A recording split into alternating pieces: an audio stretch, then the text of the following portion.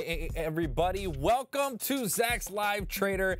I'm Dave Bartosiak, and today, folks, we're going to be talking about Yum Brands. That's right, that fast food proprietor that gives you such glorious restaurants as Taco Bell, KFC, Pizza Hut, and the combination Pizza Hut and KFC and Taco Bell.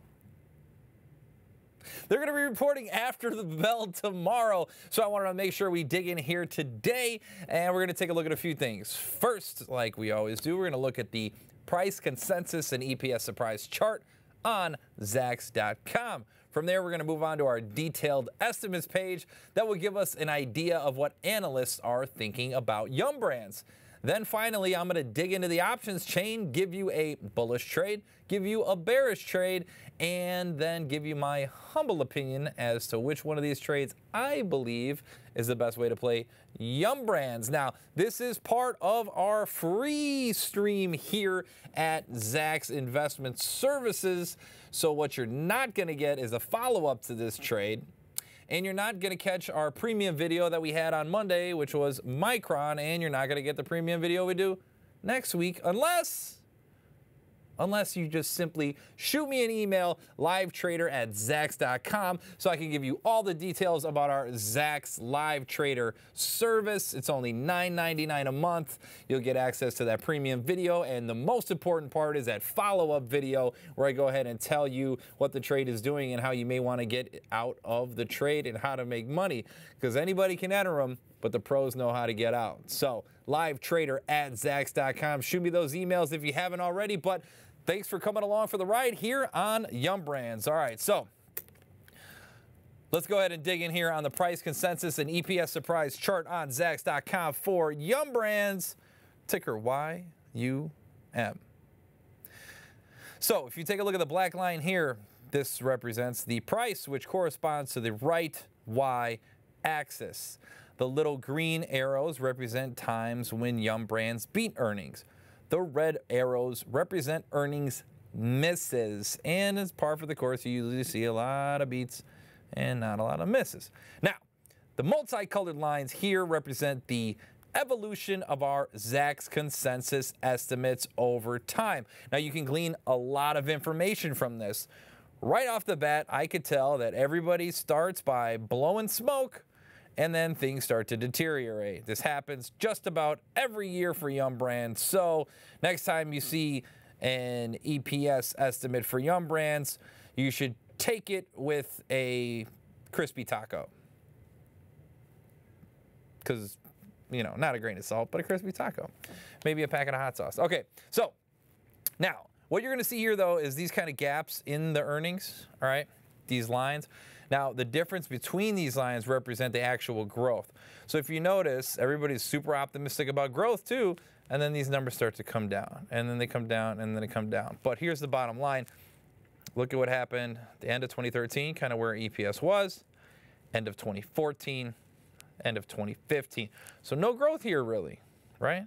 Then all of a sudden things start to pick up, boom, boom. Now these estimates are creeping up, okay? So look at where this EPS is here, though, okay? And the stock's at 90. Now, last time the stock at 90, we were up here on EPS, right?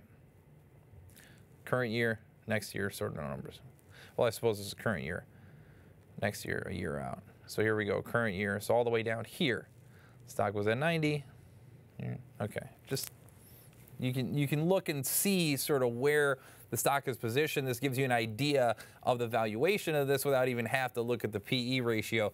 You can just kind of see it here on the chart, which is I like looking at. That's why I like looking at it so much. A ton of information there. Now, if you notice, there also has been an uptick in EPS recently. Now, Yum Brands is about to do a spinoff. I don't know how many of you know that. They are going to spin off Yum China. And that's going to happen on October 11th. So that's next week. It's right around the corner. So one of the things you're going to be looking for on this earnings call is information regarding that spinoff and what their guidance is specifically for the new spun off company. Because China is where it's at. That's where the growth is, where the huge growth market is for KFC, Taco Bell, and Pizza Hut. Apparently, they love KFC in China. It's all over the place. They don't know where Kentucky is, but they like the fried chicken. Now, Yum China is going to spin off again October 11th, and that's really where the growth is, because same-store sales here in the U.S., meh, but if you look at China, it's nice, 5, 6, 7%, I believe in some cases, 5%. A lot of them have modeled 5% with KFC at 6%, okay? So there's that. All right, so keep that in mind while we're looking at the detailed estimates page here on Zacks.com. This will tell us what the other analysts believe here. Zacks rank number 3, hold. Value, D. Growth, C. Momentum, C. $90 stock after the market close on the 5th, which is tomorrow. Okay. Now, why is this a hold? Look at what these analysts have done. So in the last week alone, we've got 3 analysts that have increased their EPS estimate for the current quarter, current year, and next year, with 2 doing so for next quarter. Then if you look at the last 7 days, you've got 2 analysts that have dropped their estimates for the quarter, 2 that have dropped for the current year, and 2 that have dropped for next year. So there's a little bit of argument going on here. Now, what's the net effect to the Zacks consensus estimate? Well, from $1.08 to $1.09, so a little bullish. 87 cents to 89 cents for next quarter's numbers. Rounding out the year, 367 to 369. Next year's numbers going from 414 to 418. Now, again, if you look at these surprises, small surprise, big surprise, small surprise, kind of a big miss there. So they're kind of all over, all right? That's the reason why we have a Zacks rank number 3 hold on shares of Yum Brands. Pretty neutral on the stock is what we're seeing from analysts overall. Okay, so then kind of the decision that you need to make when you're looking into this is whether or not you want to be bullish or bearish ahead of that stock spinning off, or if you really want to play the China KFC game, do you just want to wait until they go public on October 11th? That might be the better play for some people, okay? Now, but if you're looking for a trade here on earnings, obviously that's what I'm going to give to you here. And don't forget, if you're not already signed up on our list, to make sure you get links to all the broadcasts that we're going to be doing here for Zacks Live Trader, not just the premium ones, but also the free ones. Shoot that email over, livetrader@zacks.com. Make sure you get on my list, and I can tell you all about Zacks Live Trader. It's only $9.99 a month. Painfully low, spectacular, fantastic. It's going to be amazing. It's going to be huge. It's going to be huge. Anywho, let's go ahead and dig in on this options chain. Now, as always, I take a look at the front week. So in this case, the October 7th expiration, and let's go at that money.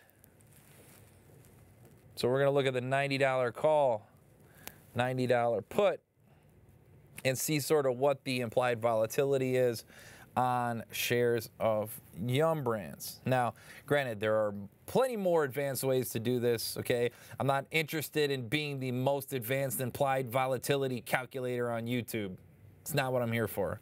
Just trying to get a quick little calculation here so we can gauge what the market is essentially expecting out of Yum Brands. So $4.37 of a move at 90 bucks. That puts us at 4.85% move on Yum Brands.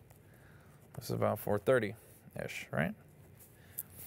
Okay, now let's go back and look at exactly where Yum is right now to get a quick little idea. So Yum's at 930, okay, or 90.30, okay? So that puts us 94.60 on the upside and 86 even on the downside. All right, so those are 2 levels to keep in mind while you're looking for Yum Brands. Now, remember, you got a lot of event risk here in Yum Brands. Not only do we have the earnings that's coming tomorrow after the bell, but you got the spinoff on the 11th, right? So I think what I want to do is I want to look a little further out. Let's look at the November contract to make our move on the bullish side or the bearish side here on Yum Brands. This way we can have a little bit more time for the dust to settle.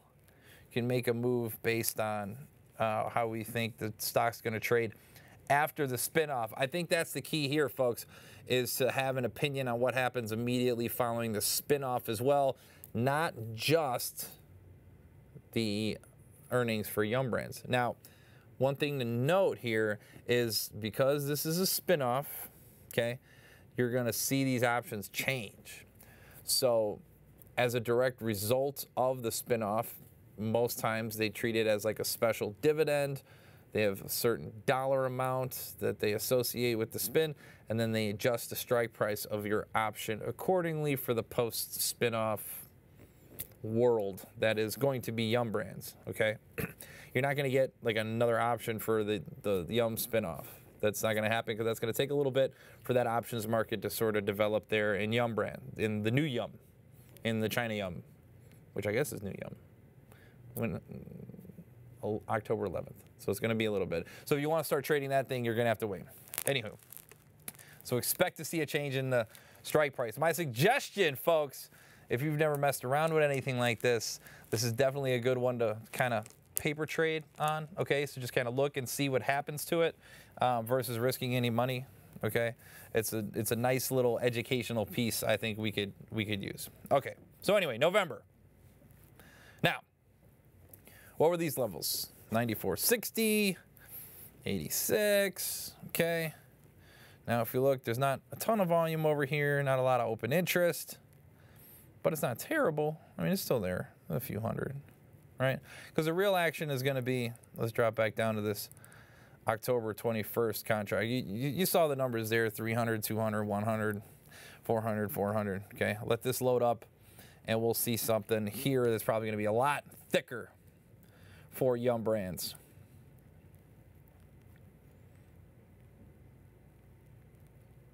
And we certainly do, okay?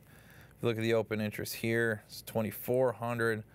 There's thousands here, 6,000, 3,000, 6,000. So there's much more liquid in the front month just after earnings, okay? So now I'm going to tip my hand a little bit here. If I'm bullish or I'm bearish on this, either way, I want to sell a little bit of a premium here because I think they're pricing in this event risk associated with the spinoff and earnings, and they may be pricing it a little too much. So this is something to look at. Did I want to go to November? Did I want to go to December? I want to go to November. Okay. Okay.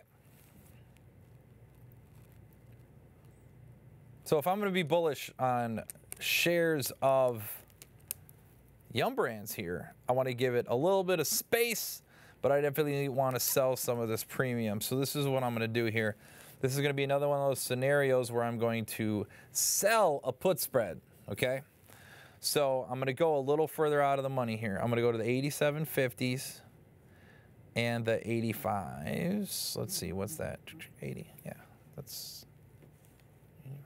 that's cool. Okay.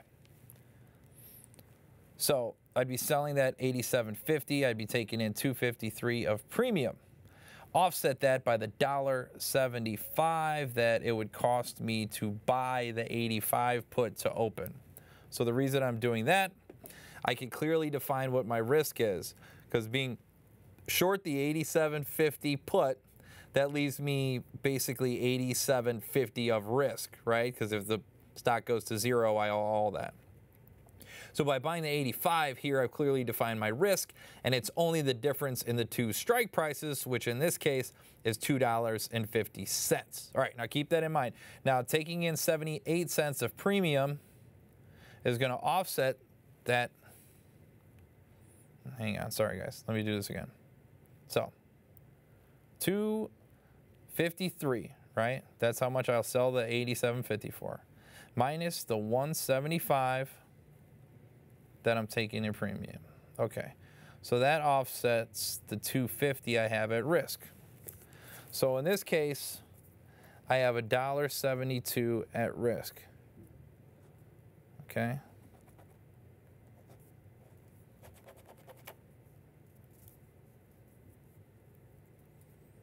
So, $78, $1.72. Talking a potential 45% return here. 45%. Now, what has to happen is that shares of Yum Brands would have to trade above 87.50 at expiration for me to get that, okay? So that's the 87.50, 85 put spread that I'm short, okay? Short, boom, and boom. Okay, now that's if I'm bullish. Now what if I'm bearish? Let's go ahead and flip this thing on its head, and let's see just a little bit out of the money. So if we look at, and you know what? These aren't, let me get a little bit more accuracy here since the volume's a little smaller. Now I'm going to zoom in on this a little bit.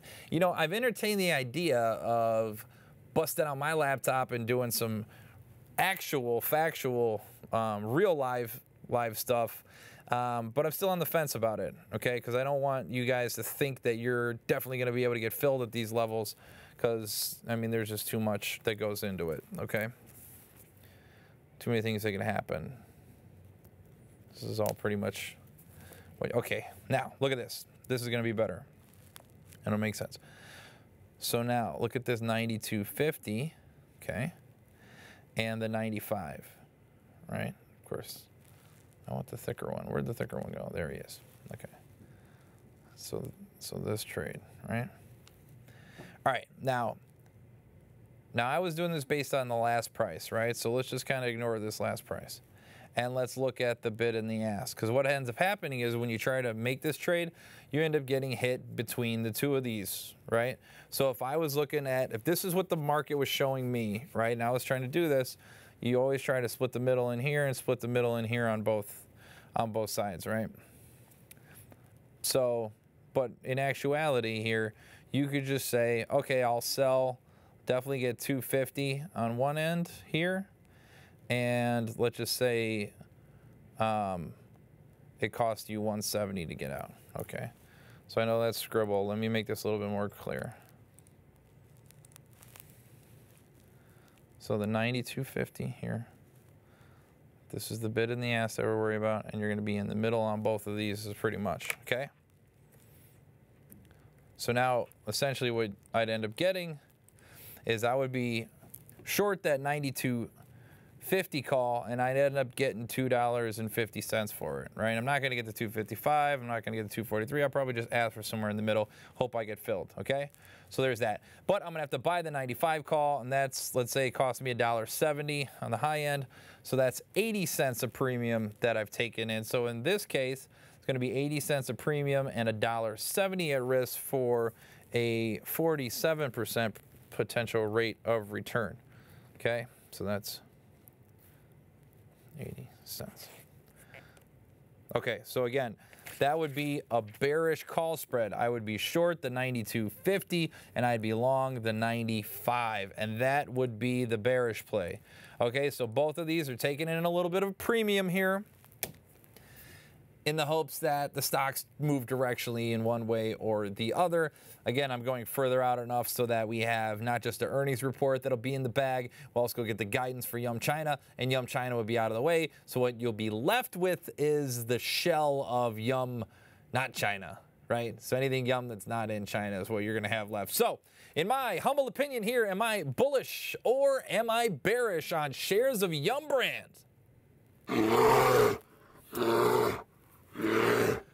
That's the sound a bear makes, ladies and gentlemen.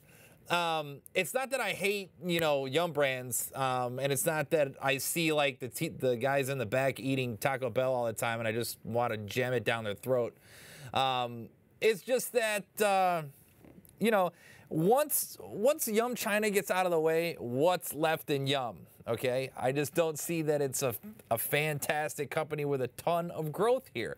Plus, remember those earnings estimates, they're kind of creeping down sort of compared to the previous year and year over year, and where's the growth? And I don't know, they get very optimistic about these things in the future, and then they don't pan out. So what's that gonna look like when the growth is in China and it's in your Yum China that you spun off and gave away, okay?